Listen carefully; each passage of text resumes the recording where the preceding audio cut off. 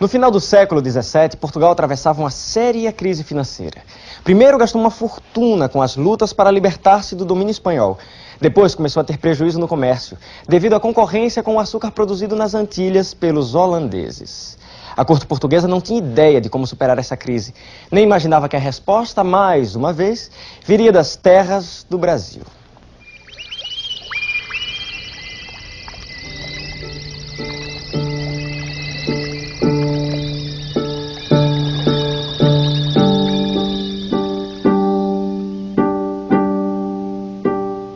Imagine a TV viajando no tempo para mostrar o passado.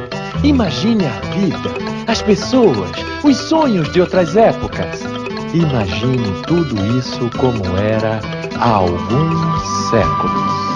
500 anos, o Brasil colônia na TV. Episódio 7, Fausto e Pobreza das Minas. Como pode uma palavra de 4 letras ser capaz de transformar a face de toda uma região para sempre? Em 1690, uma palavra destas ecoou pelas serras e riachos do sertão mineiro. Ouro! É ouro! É ouro! A notícia espalhou-se como fogo na palha. O ouro atraiu pessoas que vinham de toda a colônia e até da Europa. Vários povoados surgiram sempre nas piores condições possíveis. Estou rico, mas de que adianta? Neste fim de mundo só tem raízes para comer.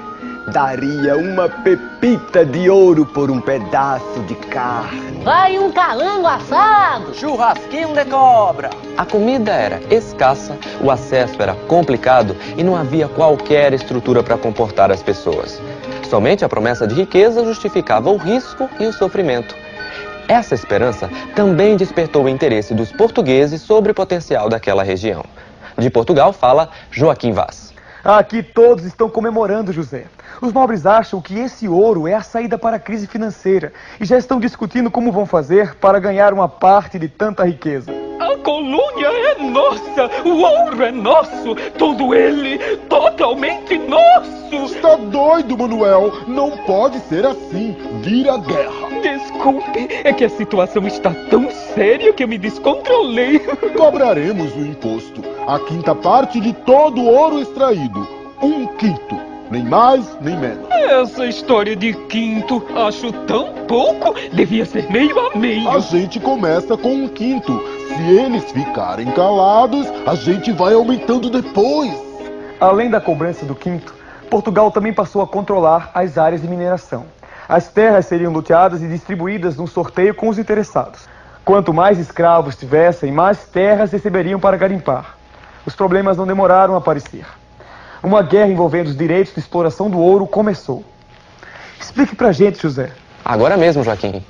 O conflito chamado de Guerra dos Emboabas aconteceu porque os paulistas, que chegaram primeiro à região das Minas, não concordam que os forasteiros têm os mesmos direitos que eles. Obrigado, José.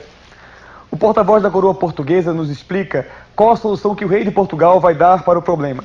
Senhor Manuel de Alentejo. Sua Majestade quer acabar de vez com o conflito. Afinal, como se pode extrair ouro de um lugar no meio de uma guerra? Eu sei. Mas como é que o rei pretende acabar com essa guerra? Ah, claro. Sua Majestade decidiu criar as capitanias de São Paulo e de Minas Gerais e nomear um novo governador para o Rio de Janeiro, com a missão de acalmar as coisas na região das Minas. Obrigado, senhor Manuel.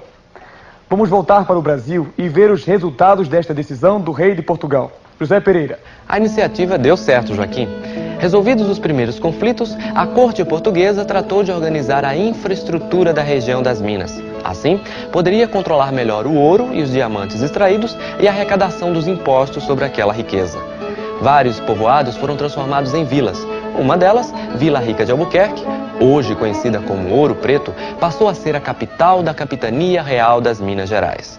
Mas os problemas continuaram. O que está acontecendo? É que agora só passa por aqui depois que pagar imposto. Imposto sobre o quê? Tudo! Ouro, diamantes, escravos, frutas, verduras, animais, o que for. Tem valor. Passou aqui, paga imposto pra coroa. Que coroa? Quem é essa mulher? Não é uma mulher, é a coroa portuguesa, o rei de Portugal. Pra que ele quer me roubar? Não é roubo, é imposto e custa apenas 1/5 do que você tem aí. Mas é meu, ganhei com meu suor. O que ele quer fazer com essa riqueza? Vai usá-la em Portugal, embelezar cidades, formar o dote da princesa, construir igrejas. Pode parar, eu não pago imposto nenhum. Se não pagar, vai preso. Ah, é? É. E daí? Pensa que eu tenho medo? Eu sou muito macho. Eu sei. Sabe? Acho bom mesmo que saiba. Quanto é que eu tenho que pagar de imposto? Os impostos eram recolhidos por contratadores, brasileiros selecionados pela coroa conforme as vantagens que oferecessem a Portugal. Era comum que esses contratadores aumentassem ainda mais os impostos. Assim, pagavam o que Portugal exigia e ficavam com o restante para eles. É um absurdo! Não era só 1/5? Estou pagando muito mais. Esse contratador daqui é um salafrário. O da Vila de Conceição de Sabará não é tão explorador. É sim, que eu sou de lá e sei. Pois me disseram que... Disseram errado. Não tem um contratador que preste. O melhor é fazer o que todos estão fazendo. Contrabando. Estão vendo essa imagem? É oca. Um santo de pau oco. Que ideia ótima. Também acho. Levo meu ouro aqui dentro e não pago nada a contratador nenhum. A sonegação aumentou. Eram comuns os caminhos pelo meio do mato feitos para desviar dos registros e passagens, que eram os locais onde se fazia a cobrança dos impostos. Até os padres, dos quais ninguém suspeitava, usavam as batinas para transportar contrabando. O mesmo se fazia com os negros, que levavam ouro em pó e pepitas miúdas escondidas nos cabelos. Gostou do meu cabelo? Levo 300 gramas de pepitas sem qualquer problema. Está lindo! E é tão discreto. Você acha? Obrigado. Ninguém imagina que tem alguma coisa aí dentro. Pois é. É por essas e outras que prefiro ficar levando contrabando do que trabalhar nas minas. É mesmo. Lá morre gente como formiga. Trabalho duro, pouca comida, um castigo atrás do outro. Mas às vezes até que vale a pena. Lembra do Joaquim? Grande Joaquim. Achou uma pepita desse tamanho e acabou comprando a sua liberdade. Grande Pepita, grande Pepita. O ouro também convivia com muita pobreza. Mais da metade da população era composta de homens pobres, sem atividade certa. Milhares de miseráveis que perambulavam pelas estradas e vilas. Como havia muita riqueza, tudo custava muito caro.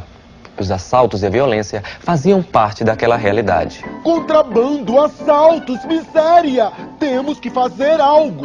Prenda todos os envolvidos! Todo mundo lá faz contrabando! Não há prisão que chegue! Quero um pedaço de queijo fundido? Isso! Boa ideia! Vamos fabricar queijo nas minas? É claro que não! Estou falando de ouro! Ouro fundido! Vamos proibir a circulação de ouro em pó ou em pepita. Todo ouro terá que ser fundido em barras e marcado com brasão real. Na hora da fundição, o imposto será recolhido. As casas de fundição provocaram revolta nos habitantes das Minas Gerais. Com a pressão de Portugal, muitas vilas chegaram a declarar sua dificuldade em pagar as cotas mínimas exigidas pela coroa. De nada adiantaram as queixas. O povo reagiu como pôde. Vai levar seu ouro pra casa de fundição? Eu não. Sai mais barato subornar os funcionários. E se pegarem a gente? Prefere pagar imposto? O ouro agora tem que ser em barra e com a marca da coroa portuguesa. Igual a esta? Olha só a bobagem dele! Perdeu 1/5! Foi! Não perdi coisa nenhuma. Essa aqui foi um amigo meu que falsificou. Se quiserem, ele faz igualzinho com o ouro de vocês. É nessas horas que eu gosto de ser faiscador. Sempre arranjo um jeitinho de não pagar imposto. Os faiscadores grupiaras eram mineradores sem terra. Trabalhavam sozinhos, nos córregos e riachos. Por serem numerosos, era difícil controlar os resultados de sua atividade. Juntamente com os pequenos comerciantes, artistas e artesãos, eles faziam parte de uma classe de pessoas que, se não eram ricas, tinham tudo o que precisavam para viver. A riqueza do ouro das minas também criou uma cultura requintada. Isso se revelava na arquitetura, na pintura e na música, através de artistas locais, como o escultor Antônio Francisco Lisboa, o Aleijadinho, o pintor Manuel da Costa Ataíde e o compositor de música sacra José Joaquim Américo Lobo de Mesquita. Pelos seus inúmeros detalhes e suas formas tão especiais, o estilo de arte que se fazia na região das Minas ficou conhecido como Barroco Mineiro. Adorei o Brasil, vilas suntuosas, igrejas folheadas a ouro. Só você vendo, uma coisa maravilhosa. Então é para isso que eles contrabandeiam ouro. E ainda ficam dizendo que não têm dinheiro para cumprir as cotas de impostos. Pois vamos pressioná-los para que paguem o que devem. Quanto mais a coroa pressiona para garantir o pagamento dos impostos, mais a população reage. Do Brasil chegam notícias sobre revoltas populares em muitas vilas das Minas Gerais. A mais séria aconteceu em Vila Rica. Ali, sob a liderança do português Felipe dos Santos, os moradores resistiram por 10 dias contra as forças coloniais. Foram necessários reforços para acabar com o levante. É com você, José. As tropas conseguiram prender todos os envolvidos. Felipe dos Santos foi condenado à morte. Pretendem usá-lo como exemplo para que revoltas desse tipo não se repitam mais. Ele deverá ser colocado num barril cheio de pregos que será tampado e jogado numa ladeira. Depois será esquartejado e os pedaços do seu corpo colocados em locais bem visíveis. E precisa tudo isso? Basta enforcar ou dar um tiro e pronto. Isto não é apenas uma execução, governador. É um espetáculo de exemplo, um grande suplício com muita dor e muito sangue. Afinal, as pessoas têm que ficar com medo, muito medo de fazer o que Felipe dos Santos fez. E ficarão, certamente. Se confiar no meu trabalho... Pode tomar as providências. Que ótimo! Quer dizer, agora mesmo, senhor. Com licença. A violenta execução de Felipe dos Santos assustou os moradores de Vila Rica. Isso, porém, não bastou para encerrar a luta contra os impostos abusivos, cobrados em nome da coroa portuguesa. No próximo episódio, conheça os detalhes da conspiração mineira que quase conseguiu fazer o Brasil independente de Portugal.